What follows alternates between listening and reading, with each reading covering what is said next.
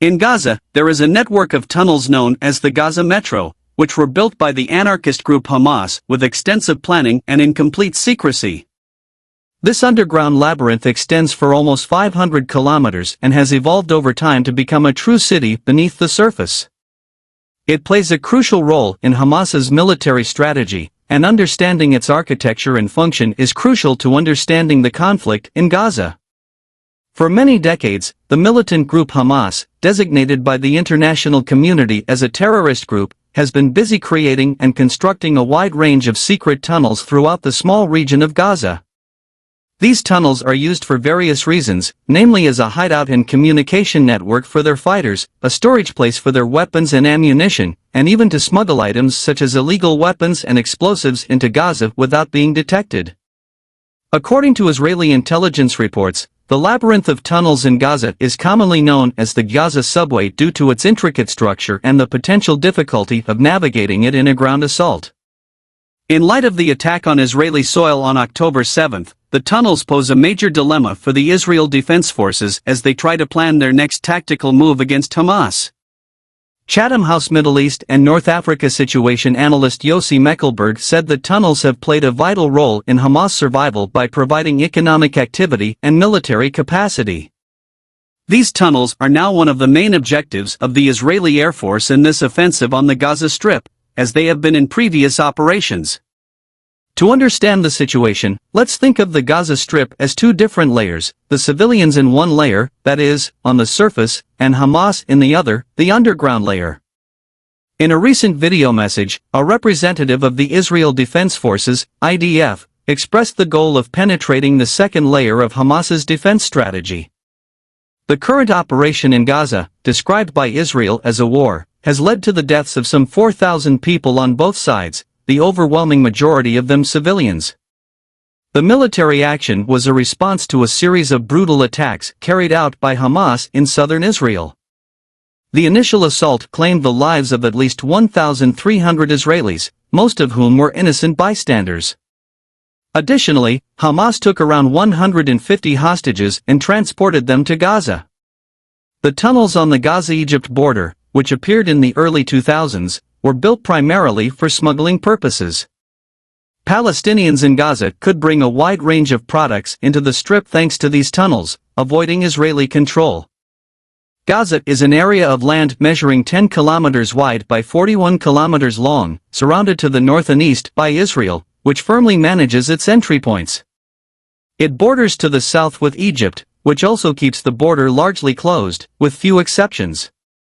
Along its western side lies the Mediterranean Sea, which is subject to an impenetrable naval blockade by Israel. After Hamas took over the Strip in 2007, Gaza's tunnel industry saw immense growth. With Israel and Egypt enforcing stricter security measures, these tunnels became crucial to the survival of many Gazans and a profitable venture for those who controlled them. Many of these tunnels were privately owned and were even large enough to accommodate vehicles. All of this occurred after Israel withdrew its citizens and troops from the settlements in the Gaza Strip in 2005. Under Gaza, there are smuggling corridors that serve as both defense and attack. The tunnels allow the entry of a wide variety of goods, ranging from necessities such as cement, medicines and baby clothes to weapons that also pass through the tunnels. The tunnel network has been nothing less than a vital resource for Hamas, especially since 2007, when a blockade was implemented. Khaled El-Haroub, a professor of Middle Eastern Studies at Qatar's Northwestern University and author of several books on the Hamas group, explained that it would have been unlikely for the group to survive and condition the daily lives of its population of 2 million people in Gaza if it weren't for the tunnels. According to Haroub, until their destruction by the Egyptian government in 2013 to 2014, there were nearly 1,000 tunnels, making them an open secret among those who knew the statistics. In some ways, Egypt, Israel and the United States were well aware of them because they were all part of an unspoken agreement. Whenever there was an obstacle in Gaza from all directions, air, sea and land, Gazans needed some way out, which eventually came in the form of tunnels, closely supervised by Egypt, according to a Palestinian intellectual. Furthermore, in Haroub's words, the tunnels have been financing Hamas and providing it with some income, which eventually led to the creation of an official section of the government to collect a tax on goods that were smuggled. There is no doubt that the construction of the galleries was made possible by the geology of the Strip, says Eitan Shamir, director of the Beginsadat Center for Strategic Studies, based at Israel's Bar Ilan University. Tunneling is strongly affected by terrain and geography, and it turns out that Gaza is mostly sandy terrain. This means that digging is a relatively easy job. Manpower and time are also on their side. They have had all the time in the world to dig. In addition to the tunnels used for smuggling to Egypt, Hamas has built a variety of other galleries in order to launch attacks against Israel. These underground tunnels, known as offensive tunnels, cross the Gaza border and enter Israeli territory. They have been used to attack both the army and the people of Israel. So, what's the problem with there being three different types of tunnels? A military post in Israel was the victim of an attack by a Hamas commando in 2006, but it did not cross the border by conventional means. Instead, they slipped through one of two tunnels that the Israeli military had not previously discovered. The infiltrators killed 2 soldiers and kidnapped another, named Gilad Shalit. Shalit spent 5 long years imprisoned in Gaza, while international efforts to secure his release continued. In another violation that occurred nearly a decade later, residents of a kibbutz reported hearing strange noises. The army soon learned that the noise was coming from underground and discovered a 18-meter deep tunnel that stretched for 1.6 kilometers. It originated in the Strip and ended up near a city on the Israeli side of the border. In an effort to locate and demolish the canals, Israel breached Gaza 12 months later. The IDF claims that approximately 30 hallways were demolished during this effort. In 2021, Israel built an underground concrete barrier to prevent tunnels from crossing the border and also developed sensor technology to detect tunnels.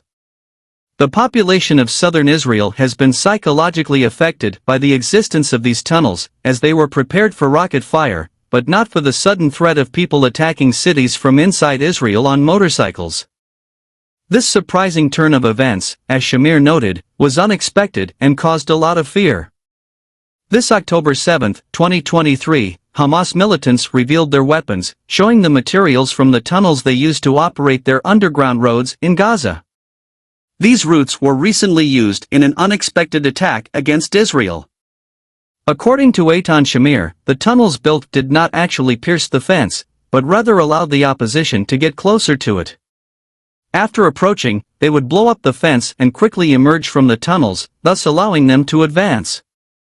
In general, these types of tunnels are rudimentary and are only excavated for a single use, which is to invade Israeli territory, explains underground warfare expert Daphne Richmond Barak, who is also a professor at Reichman University in Israel, to the BBC. In the Strip, Hamas has built a third type of tunnels that have a defensive function and serve as a hiding place for its leaders. These tunnels are different from those outside Gaza, as they are frequently used by Hamas. They were designed to be more comfortable, making them suitable for longer stays. This information was provided by an expert. Equipped with rails for moving goods, command and control centers, and concrete walls and ceilings, these galleries are excavated to a depth of up to 30 meters and are used to avoid detection by Israel through underground communication channels with electricity. The border fence between Israel and Gaza came to life in a recent infographic. Analysts weighed in and expressed their belief that Hamas could hide many hostages of Israeli ideology within these tunnels. From Gaza City to the southern cities of Khan Yunis or Rafah, Hamas has built tunnels over the past 2 decades, according to the Israeli army spokesman. Their entrances are hidden in residential areas, schools or mosques, creating mixed feelings among the Gaza population, according to Khaled El-Haroun. Despite the blockade imposed by Israel, the United States, Egypt and occasionally Jordan, as well as by the Palestinian National Authority, the people are proud of the achievements of the resistance movement. This week, an IDF spokesperson claimed that Gaza civilians do not have access to bunkers during Israeli strikes, raising concerns about the situation beneath their homes. Israeli officials have long suspected that Hamas uses civilians as human shields, adding to residents' unease. The director of the Begin Sadat Center warns that if Israel decides to launch a ground attack on Gaza, the tunnels could become a dangerous trap for Israeli troops. Israeli aviation is currently employing bunker-buster bombs that can penetrate deep into the ground before detonating, in an effort to demolish tunnels. However, this may not be a viable option as Gaza's tunnel network is difficult to locate. Furthermore, Gaza has a very high population density, which makes preventing collateral damage considerably more difficult.